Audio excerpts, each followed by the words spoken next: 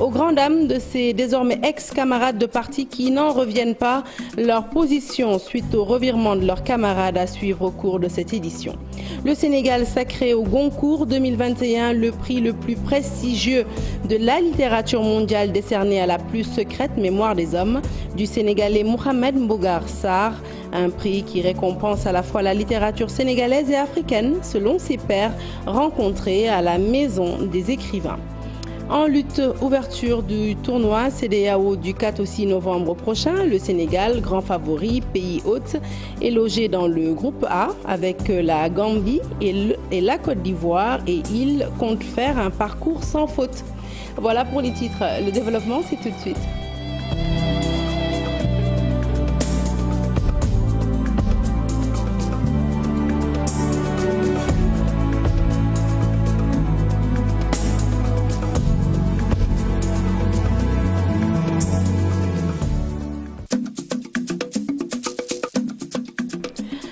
Bonsoir à toutes et à tous. Un peu moins de 4 heures pour le dépôt des listes d'investiture. La clôture est prévue ce soir à minuit.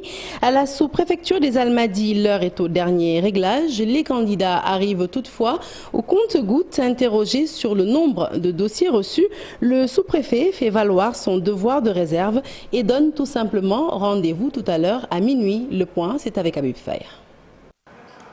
Le dépôt de sa liste rejetée. Quelques rectificatifs sont nécessaires pour que le dossier soit accepté à la sous-préfecture des Almadies. Le candidat de Bokk Gis Gis de Mermoz Sacré-Cœur est obligé de changer la lettre du mandataire.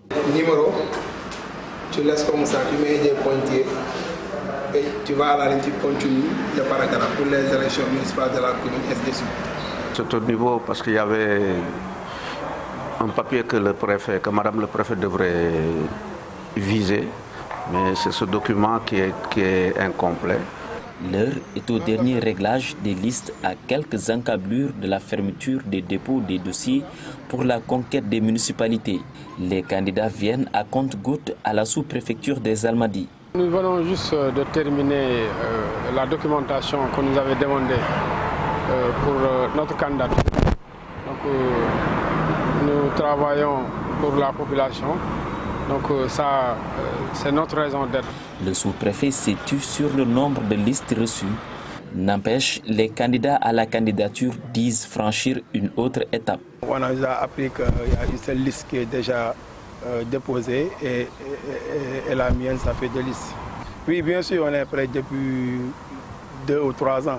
Donc c'est pour cela qu'on fait partie des premiers à déposer les listes. Je suis en phase avec ma population quand même. C'est ça qui est important pour moi. Donc je pense aujourd'hui, ce qui est important, c'est d'avoir le maximum d'électeurs et d'avoir une chance pour gagner des élections. La clôture des dépôts des listes est programmée ce jeudi à 0 heure. La fréquence des entrées et des sorties des candidats qui souhaitent briguer des mairies montre l'urgence du moment. Nous restons à Dakar, la conquête de la capitale, une bataille inévitable aux prochaines locales prévues au mois de janvier 2022. Une chose est sûre, entre Abdoulaye Diouf Sarr de la coalition Benno Bokk Yakaar, Barthélémy Dias pour Yewwi Askan Wi, Doudou Wade pour Wallu ou encore la candidature du maire sortant Soham Wardini, eh bien les Dakarois auront le choix. Et le récit est signé Thiorombar Ndiaye. Locale du 23 janvier 2022, la bataille de Dakar aura bien lieu. Des sources nous informent que le maire sortant Soham El Wardini va proposer une liste pour l'honneur de la femme.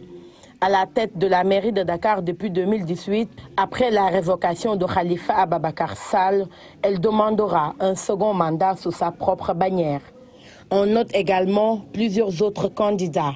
Abdoulaye Diouf Sarr de la coalition Benno Bokk Yakaar, Barthélémy Dias de Yewwi Askan Wi, Doudou Wade de la coalition Wallu, Pape Diop de Bokk Gis Gis et Bougane Gueye Dany de la coalition Gëm Sa Bopp, tous pour une seule et unique chaise.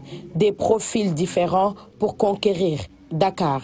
Abdoulaye Diouf Sarr, maire de Yoff depuis 2014. Barthélémy Diaz, maire de Mermoz Sacré-Cœur depuis 2009. Doudou Wade, avec un vécu politique riche et une expérience reconnue de tous. Pape Diop, le seul parmi eux à avoir déjà été maire de la capitale. Bougane Gueye Dany, quant à lui, novice, participe pour la première fois à une élection. Le contrôle de la mairie de Dakar, un véritable casse-tête pour les partis et coalitions de partis politiques. Cependant, une candidature qui a suscité beaucoup de réactions, celle de Mame Mbaye Niang de la plateforme Horizon 2035. Membre de l'APR, il n'a pas été investi par la coalition Benno Bokk Yakaar, une candidature, dit-il, soutenue par le président Macky Sall. Réalité ou stratégie du leader de Benno Bokk Yakaar, l'avenir nous édifiera. À Rufisque, la sérénité et la raison reviennent dans les rangs de la coalition Benno Bokk Yakaar. Ismaïla Madior Fall, candidat désigné de la coalition, a enregistré l'adhésion de cadres mais aussi de récalcitrants qui ont décidé de travailler à ses côtés pour la victoire de la mouvance présidentielle au soir du 23 janvier prochain. L'ancien garde des Sceaux, ministre de la Justice, prenait part à un meeting organisé par Nafissatou Diouf, candidate à la commune de Rufisque. Le reportage est signé Abdou Diouf Diagne et Ahmadou Bamba Samba. Quelques jours après sa désignation comme tête de liste de la coalition Benno Bokk Yakaar, Ismaïla Madior Fall a profité de sa première sortie publique pour tendre la main aux frondeurs. Il rappelle à ses frères de coalition que cette décision prise par le secrétaire général de l'Alliance pour la République doit être matérialisée sur le terrain. Nous ne devons pas le faire dans la dispersion. Le président de la République a choisi, il faut respecter son choix et voter dans le sens indiqué par le président de la République, M. Macky Sall. Je vous remercie de votre aimable attention. Bravo ma fille et bonne chance pour ton ambition de diriger la mairie de l'Est. Merci beaucoup. Merci beaucoup. Une main tendue acceptée par l'ancienne journaliste et candidate à la commune de Rufisque-Est. Nafissatou Diouf a lancé son mouvement Nafi pour Rufisque. Le mouvement Nafi pour Rufisque. Nafi pour Rufisque travaille à la consolidation des acquis pour l'élection locale ou les élections locales de 2022. Le mouvement Nafi pour Rufisque travaille à la victoire éclatante du ministre d'État, le professeur Ismaïla Madior Fall, à la tête de la mairie de la ville et à la tête de la mairie de l'Est. Bu ñu paree nag bu ñu ko élire à la tête des deux mairies ba pare nag ba bu démissionné ba pare di ngeen xam ne lépp dëgg la ndax on va le consolider en ville te bu boobaa nag incha allah ñu dem est nag ñu xool jigéen ñi nan la dama def. Nafissatou Diouf n'est pas la seule à se ranger. Le député Souleymane Ndoye a regagné les rangs. Le président du conseil départemental avait mis en place une liste parallèle sous la bannière de la coalition Benno Defar Tengueth. Et puis, une fois n'est pas coutume, à la commune de Cambérène, eh bien, une seule et unique liste sera présentée sur demande du khalife général, une recommandation à laquelle les partis politiques et mouvements citoyens du village ont adhéré. Leur choix est porté sur Doun Pathé Meng. Le comité des sages était en conférence de presse. Leur porte-parole est au micro de Marmot. Les autorités religieuses de la commune ont exprimé le souhait d'avoir une liste unique pour ces élections, vu le statut du village fondé par le vénéré Sidina Issa Rouhou Laye. Toutes les organisations politiques ont déposé leur liste suivant la répartition du nombre de leurs conseillers, en précisant les titulaires et les suppléants pour la liste majoritaire et proportionnelle. Le choix de la tête de liste et les différentes positions à occuper sur la liste ont été laissés à l'appréciation des autorités religieuses. À l'issue de leur concertation, M. Doun Pathé Meng, ici présent, a été retenu tête de liste. En conséquence, M. Doun Pathé Meng, la liste consensuelle de la commune de Cambérène pour les élections municipales du 23 janvier 2022. La politique donc qui domine l'actualité ce soir, elle nous mène à présent à Saint-Louis où la coalition Benno Bokk Yakaar a connu une réunion d'urgence. Les responsables de la coalition présidentielle demandent tout simplement l'exclusion de Mary Teuw Niane, non seulement de l'APR mais aussi de son poste de président de conseil d'administration de la société Petrosen. Alioune Diop est porte-parole de la coalition Benno Bokk Yakaar. Il est au micro d'Ousseynou Diop et Abib Seck, nous l'écoutons. le professeur Mary Teuw Niane. Nous attendions qu'il assume ses responsabilités pour se retirer de la coalition et rendre le poste de PCA qu'il occupe en tant que responsable de notre parti dans le département.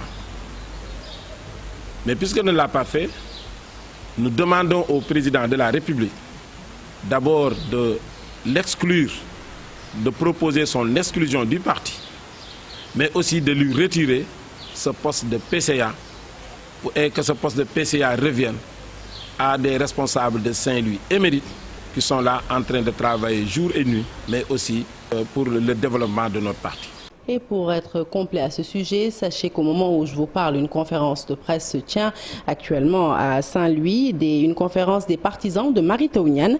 Le docteur Amadou Dia, lui, a quitté la coalition Benno Bokk Yakaar. Il a rejoint l'ancien ministre de l'Enseignement supérieur. Le FSDBJ, parti de Cheikh Bamba Dièye, a lui également rejoint la coalition présidentielle. Des informations qui nous viennent de notre correspondant sur place, Ousseynou Diop. Nous restons dans le Nord. Après Saint-Louis, direction Matam, où le mandataire de Yewwi Askan Wi et responsable départemental de PASTEF a jeté l'éponge pour rejoindre l'APR. Djibril Ngom a fait face à la presse pour rendre publique sa décision. Il déclare avoir répondu à la main tendue de Farba Ngom pour accompagner le président Macky Sall. À quelques heures de la fin des dépôts des listes, celle de Yewwi Askan Wi est sérieusement menacée de forclusion, nous dit Ali Bandelnian. Coup de théâtre pour la coalition Yewwi Askan Wi dans le département de Matam. Le mandataire de cette liste de candidats à la présidence du conseil départemental jette l'éponge. Djibril Ngom, pour ne pas le nommer, jusque-là responsable départemental du PASTEF de Ousmane Sonko, a démissionné pour rejoindre l'APR au sein de Benno Bokk Yakaar. La décision a été rendue publique au cours d'un point de presse tenu chez lui à Mboloye dans la commune de Boki-Diawé. Marque notre démission de toutes les responsabilités que nous avions dans le parti PASTEF et celles dans la coalition de Yewwi Askan Wi, étant respectivement coordonnateur départemental et candidat tête de liste à la présidence du conseil départemental de Matam. Nous portons à la connaissance de tous les citoyens sénégalais que ces principes et valeurs ne sont plus respectés dans le parti, soi-disant PASTEF, à l'image du leader Ousmane Sonko pour ne pas le nommer. Aujourd'hui, nous ne reconnaissons plus le vrai visage du leader de PASTEF, qui est au cœur du système. La coalition de Yewwi Askan Wi en est une parfaite illustration. Nous lançons un appel solennel à tous les jeunes Sénégalais, hommes et femmes, de venir massivement accompagner son Excellence le Président de la République Macky Sall. Nous tenons vivement à remercier l'honorable député Farba Ngom pour les efforts consentis pour le développement du Sénégal. Une grosse surprise certes, mais il faut relever que depuis quelque temps, les agissements de Djibril Ngom et compagnie avaient fini de susciter de la suspicion. Le mandataire de Yewwi Askan Wi jette ainsi l'éponge en acceptant la main tendue du député maire des Agnam dont ils ont promis soutien lors de cette conférence de presse. Un départ qui remet en cause la fiabilité et la recevabilité des listes des candidats de Yewwi Askan Wi au niveau du département, où l'on murmure déjà une très sérieuse menace de forclusion. Je vous l'annonçais, la coalition Yewwi Askan Wi est fortement menacée de forclusion. Elle est actuellement dans la tourmente puisqu'après avoir enregistré la défection d'un de ses responsables au profit de Benno Bokk Yakaar, voilà qu'elle a du mal à lui trouver un remplaçant. La coalition vient d'ailleurs de publier un communiqué. Elle constate avec regret le refus du préfet de Matam de procéder au remplacement des mandataires de la dite coalition initialement déposée par Djibril Ngom. En effet, informé depuis quelques jours du rapprochement de ces derniers avec des responsables responsable de l'APR, ce qu'il a officialisé aujourd'hui par une conférence de presse. Nous avions pris toutes les dispositions pour le dépôt dans les délais de la liste des nouveaux mandataires de la coalition. Nos mandataires se sont eux tous présentés dans les préfectures et sous-préfectures du département avec leurs lettres d'accréditation, mais les autorités administratives n'ont pas voulu les recevoir malgré le mail que le mandataire national, M. Déthié Fall, a envoyé au préfet hier à 19h42 pour confirmer les remplacements. Nous prenons à témoin l'opinion nationale et internationale de ce comportement peu orthodoxe du préfet de Matam qui risque de rendre fort closes nos listes dans plusieurs communes de ce département. Et de même, nous informons que toutes les voies de recours seront utilisées pour le rétablissement de Yewwi Askan Wi dans ses droits dans le département de Matam.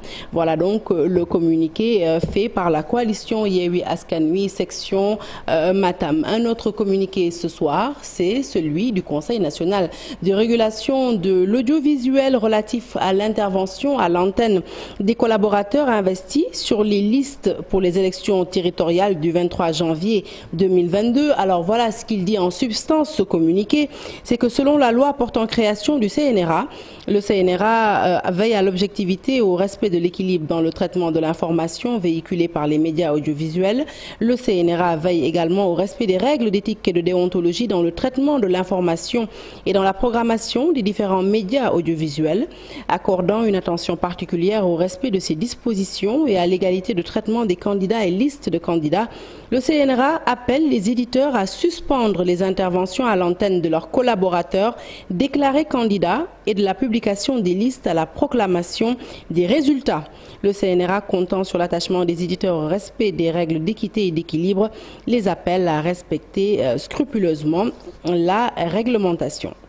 Voilà, nous passons à un autre sujet social. L'insécurité hante le sommeil des habitants de Ndiabakhali, une commune du département de Toubatoul. Le vol de bétail, les attaques de reptiles y sont fréquents, favorisés par le manque d'électricité. À cela s'ajoutent des pénuries d'eau et des infrastructures sanitaires quasi inexistantes. Plus de détails, c'est avec Charanta Diop Seylatir qui nous font le point sur place.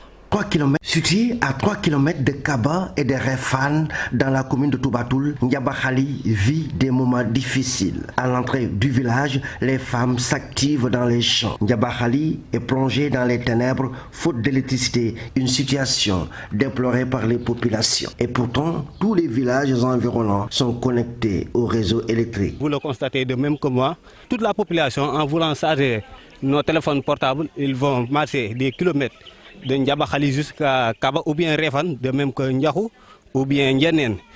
Alors que toutes les 4 villages qui nous entourent ont été électrifiés. Selon le porte-parole du chef de village, c'est inacceptable que des populations qui habitent à moins de 3 km de leur chef-lieu de commune n'arrivent pas à se faire soigner.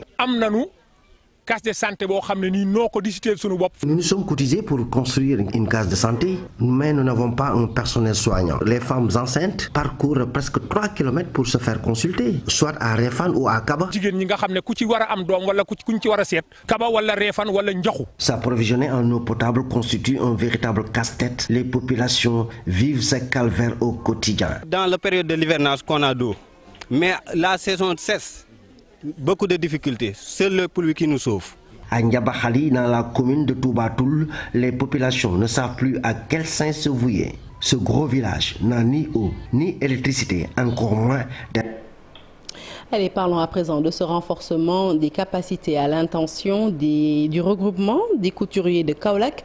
Au total, 72 professionnels ont bénéficié de formations pour améliorer leurs compétences. Prêts à se faire distinguer dans le marché du travail, eh bien, ces couturiers espèrent profiter du projet de confection des tenues scolaires proposées par l'État du Sénégal, Pambay Diaw et Faligay. Le regroupement des couturiers veut sa part. Pour eux, le projet de confection des tenues scolaires lancé par le gouvernement est une opportunité. Pour en profiter, 72 tailleurs ont suivi une session de renforcement de capacité à la matière. On a mobilisé nos membres pour les doter de certaines compétences nécessaires pour la confection de ces tenues scolaires. J'ai engagé un formateur qui faisait partie des personnes sélectionnées pour faire les échantillons de ces tenues. L'objectif est de permettre aux tailleurs d'avoir plus de chances de travailler dans le projet. Pour nous le président joxe. Coudre ces tenues semble facile aux yeux de certains, mais selon Pape Gaye, maître formateur, il y a des normes édictées à respecter. Des chefs d'atelier d'abord, mais tu sais, en matière de couture, à chaque fois il y a des innovations. Donc si tu dis que bon, c'est une blouse seulement, tu peux te tromper. Or qu'il y a une charge que l'État a mis sur la table. On doit respecter les dimensions et les mesures strictes. Donc si vous n'avez pas fait un renforcement de capacité sur ça, vous aurez des problèmes avec l'État. Avec ces nouvelles connaissances acquises, ces tailleurs se disent prêts à travailler dans le projet. Vraiment, cette formation est bénéfique pour tous les tailleurs. Nous sommes des tailleurs qualifiés, mais ces tenues ne sont pas faciles à confectionner. Mais avec cette formation, nous sommes prêts à les coudre. Le regroupement des couturiers compte poursuivre les sessions de formation pour permettre à tous les membres d'être prêts à accueillir le projet de confection des tenues scolaires. Allez, avant la littérature, retour sur la politique pour rectifier cette information de notre correspondant à Saint-Louis. Le FSDBJ de Cheikh Bamba Dièye n'a pas rejoint la coalition présidentielle, mais plutôt la bannière de l'ancien ministre de l'Enseignement supérieur, Mary Teuw Niane. Le prix Goncourt 2021, je vous l'annonçais en titre, décerné à Mohamed Mbougar Sarr pour son roman La plus secrète mémoire des hommes. Mohamed Mbougar Sarr devient ainsi le premier écrivain d'Afrique subsaharienne à être consacré par ce prix.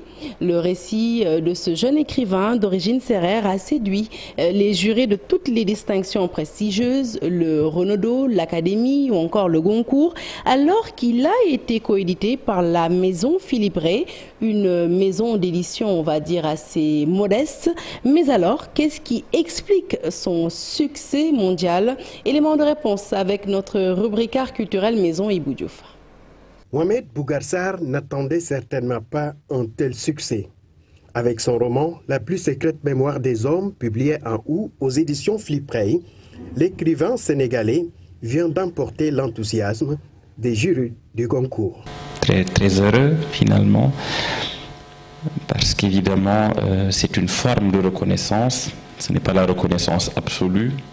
Je crois qu'il n'y a aucun écrivain, je l'espère du moins, qui écrit pour des prix ou qui écrit pour être sélectionné.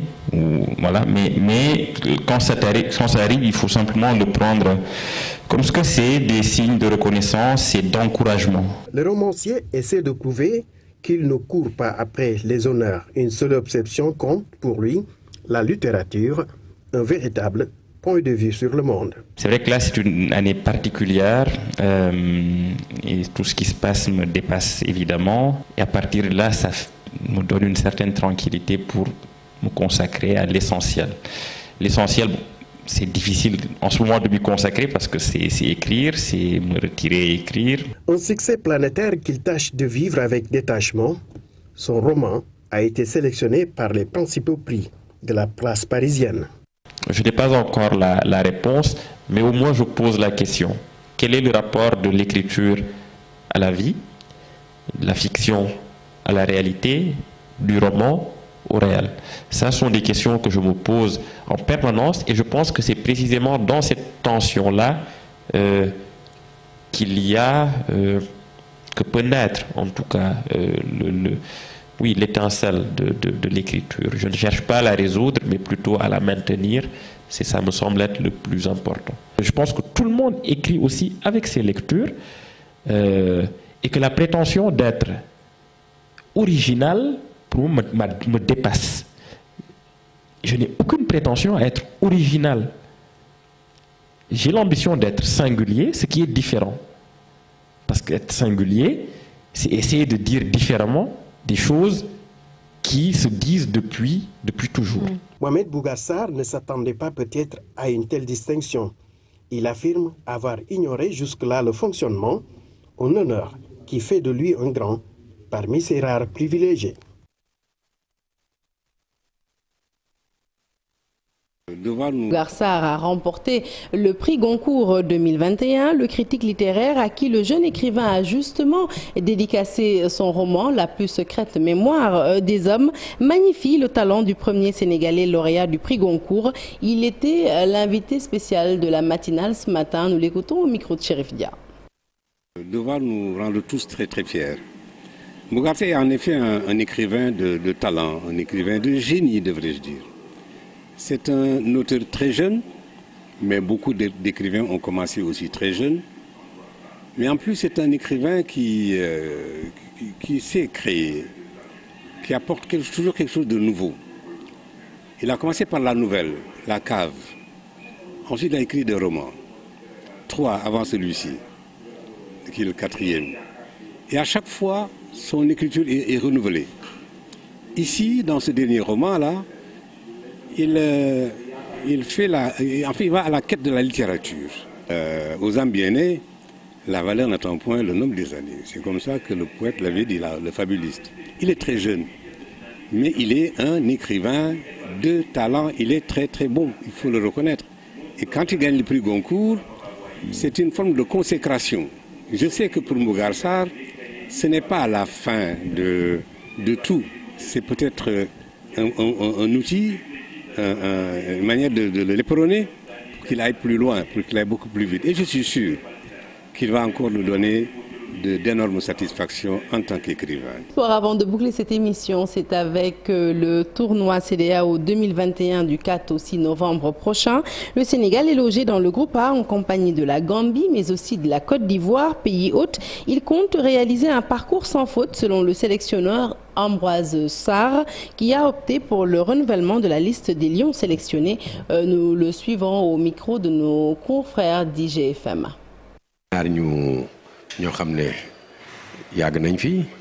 Deux anciens de la tanière et 3 novices composent la liste des lions retenus pour le tournoi de la CEDEAO 2021 prévu à l'arène nationale.